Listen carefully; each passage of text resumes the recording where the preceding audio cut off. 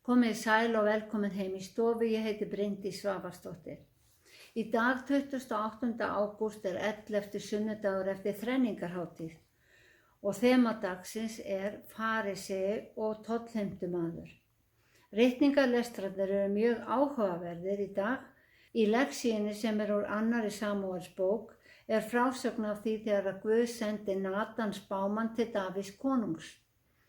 Pistillinn úr Rómverjabréfinu og vitnar að við réttlætumst fyrir trú en ekki fyrir verk. Og í Guðspjallinu sagan af fariseianum og tollheimtumanninum sem einmitt þema þessa sunnudags. En við skulum byrja þessa stund á því að signa okkur og við segjum saman í nafni Guðs Föður, Sonar og Heilags Anda. Amen. Já, þemað í dag farisei og tollheimtumaður og frásögnin úr Lúkasi og hljóðar svona. Jesús sagði líka dæmisögu þessa við nokkra þá sem treystu því að þeir sjálfir væru réttlátir en fyrirlitu aðra. 2 menn fóru upp í helgidóminn að biðjast fyrir. Annar var farisei, hinn tollheimtumaður. Fariseinn stéð fram og baðst þannig fyrir.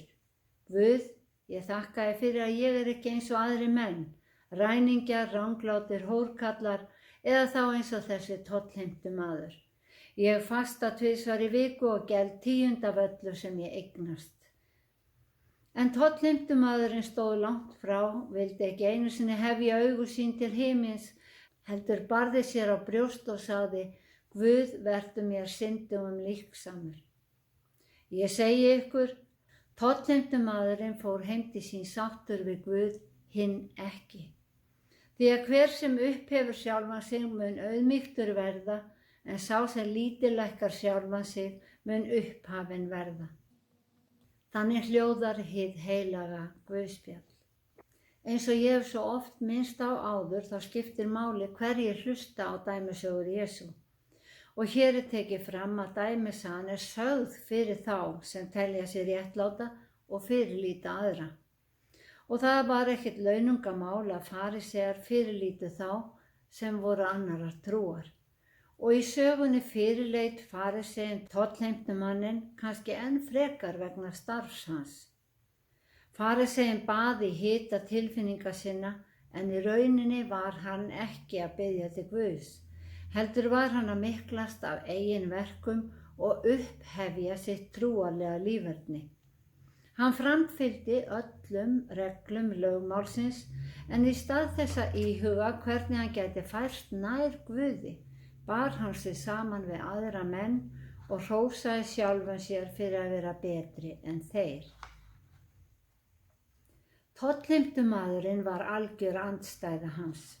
Frammi fyrir Guði fann hann fyrir eigin óverðuleika og í auðmýkt bað hann Guð að líkna sér. Hann iðraðist og iðrun leiðir alltaf til yfirbóta og sjálfskoðunar. Batnandi manni best að lifa og Jesús minnti áheyrendur sína á að iðrun og auðmýkt Guði þóknanleg. Lexían fjallar einnig 2 menn og ef ég dreg hana saman í stuttu máli þá hljóðar hún þannig. Drottinn sendi Natan spámann til Davíðs konungs og Natan segir Davíðs sögu af ríkum manni sem átti stóra hjörð gripa og fátækum manni sem átti 1 gimbralamb. Í stuttu máli sagt þá stal og slátraði ríkimaðurinn lambi fátækamannsins. Davíð konungur felldi sinn dóm í þessu máli. Hann reiddist og kvað ríkamanninn vera dauðsekan fyrir að hafa sýnt slíkt miskunnarleysi og sagði að ríkimaðurinn ætti að bæta lambið 4-falt. Þá sagði Natan við Davíð, þú ert maðurinn. Svo segir drottinn Guð Ísraels, ég smurði þig til konungs yfir Ísrael, gaf þér allt sem að þú hefur og hafi það verið of lítið, gef ég þér gjarnan margt fleira. Sagan að sjálfsögðu myndmál. Davíð sem átti stórt kvennabúr hafði gynst Batsebu konu nágranna síns Úría Og til að losa sig við Úrija lét hann skipa honum í fremstu vinglínu svo hann félli í bardaga gegn Ammonítum. Davíð hafði gert það sem var illt í augum drottins og samkvæmt hans eigin dómi var hann dauðasekur. En Davíð iðraðist og sagði við Natan: Ég hef syndgað gegn drottni. Og Natan svaraði: Drottin hefur fyrirgefið þér synd þína, þú skalt ekki deyja. En afbroti Davíðs fylgdu afleiðingar. Hann þurfti að gjalda ferfalt eins og hann hafði dæmt ríka manninn í sögunni til að gera. Davíð missti 4 syni. Sonur hans og Batsebu dó í vöggu og 3 synir hans voru myrtir. Báðar sögurnar fjalla 2 menn. Í fyrri sögunni hrykkti faríseinn sér upp fyrir verk sín fyrir að framfylgja lögmálinu. Hann taldi sig vera réttlátan vegna verka sinna, en hjarta hans var langt frá Guði. Tollheimtumaðurinn fann hins vegar fyrir smæð sinni og brestum og auðmjúkur bað hann Guð að miskunna sér. Í sögunni á Davíð konungur auðveldara með að sjá misbresti annara en sína eigin og gerir það sem er illt í augum Guðs. Sögurnar skerpa á þeirri staðreynd hvað átrúnað varðar að þá skiptist mannkynið aðeins í 2 hópa. Eins og Jesús sagði: Hver sem er ekki með mér er á móti mér. Það mikilvægasta sem dæmisaga Jesú dregur fram er að Guð horfir ekki á verkin okkar. Eins og segir í 1. Samúelsbók: Guð lítur ekki á það sem maðurinn lítur á. Maðurinn sér hið ytra en Drottinn horfir á hjartað. Og sagan Davíð kennir okkur að við getum öll hrasað á lífsins braut. Við erum svo langt frá því að vera fullkomin. Þessi misstíg okkar hafa misafdrifaríkar afleiðingar, en það er alltaf hægt og aldrei of seint að rétta stefnuna aftur. Ég hef gengið þó nokkuð eftir gömlum gönguleiðum í hrauninu fyrir ofan Hafnarfjörð og það er einhvern veginn þannig að ef ég fylgist ekki nógu vel með slóðinni þá er ég fljótlega farin út af henni. Og það er því erfiðar að finna slóðina aftur eftir því sem ég hef farið lengra út frá henni. Það er eins með svo margt annað í lífinu, meðal annars trúna. Það er auðvelt að fara afvega og því erfiðar að snúa tilbaka sem lengri tími líður. Davíð konungur iðraðist strax, hann játaði afbrotið og var fyrirgefið. En það sem er gert er ekki aftur tekið og Davíð varð að lifa við afleiðingarnar. Í Gamla testamentinu voru menn svo uppteknir að því að fylgja flóknum boðum og bönnum lögmálsins að þeir gleymdu að rækta trúna við Guð. Og þá byggðist réttlæti Guðs á hlýðni við lögmálið. En þeirri hlýðni varð að fylgja lotning fyrir því að lögmálið var komið frá Guði. Þetta voru ekki bara verk sem varð að vinna. En nú eftir dauða Jesú byggist réttlæti Guðs ekki lengur á þessu lögmáli. Í pistlinum segir Páll að Guð hafi skipt gír.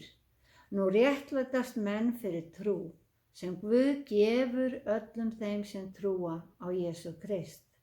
Hér er engin greinarmunur, segir Páll. Farísei eða tollheimtumaður, allir hafa syndgað og skortir Guðs dýrð og Guð réttlætir þá af náð án þess að nokkur verðskuldi það með endurlausn sinni í Jesú Kristi. Þeir sem opna hjarta sitt fyrir Jesú og eiga trúna í hjartanu öðlast eilíft líf. Ekkert okkar verðskuldar að Guð réttlæti okkur, því að hversu góð sem við teljum okkur vera, þá hafa allir syndgað og skortir Guðs dýrð, eins og Páll sagði. Og hann sagði líka að laun syndarinnar er dauði, en náðargjöf Guðs er eilíft líf í Kristi Jesú, drottni vorum. Rétt eins og Davíð konungur varð að taka afleiðingum gjörða sinna, þá tökum við afleiðingum af okkar vali. Launin fyrir trúna er eilíft líf og að sjálfsögðu virkar það þannig að sá sem hafnar Guði öðlast ekki eilíft líf og hefur því valið dauða. Í Biblíunni er á mörgum stöðum teflt fram andstæðum til að lýsa trúarlegri stöðu okkar. Jesús notaði ljós og myrkur. Hann sagði: ég er ljós heimsins. Sá sem fylgir mér mun ekki ganga í myrkri, heldur hafa ljós lífsins. Og í ritningunni talar Guð réttláta og rangláta, trú og vantrú, líf og dauða. Það er alltaf verið að reyna að segja okkur á kærleiksríkan hátt það sama. Það er bara tvennt að velja. Fariseginn í dæmisögu Jesú treysti því að vera réttlátur, því að hann fæddist inn í þjóð Guðs og lifði eftir lögmálinu. Og margir telja sig kristna af því að þeir fæddust inn í kristna fjölskyldu eða kristið samfélag. En Jesús sagði að það væri ekki nóg. Við þurfum að velja að trúa á hann og velja að eiga samfélag við Guð. Páll postuli orðaði það þannig í Rómverjabréfinu: ef þú játar með munni þínum Jesús er drottinn og trúir í hjarta þínu að Guð hafi uppvakið hann frá dauðum, verður þú hólpinn.